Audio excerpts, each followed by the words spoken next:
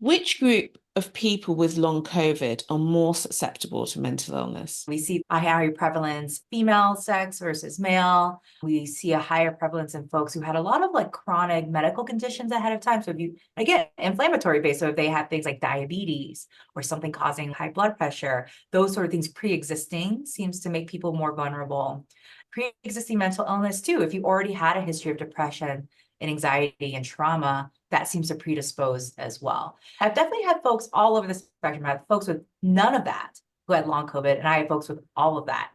Anecdotally, I have seen that the more of those things you have and the more mental health history you've had, it does seem to take longer for the symptoms to resolve versus someone who really didn't have any of that and then developed new onset depression, anxiety, other physical symptoms after their COVID infection.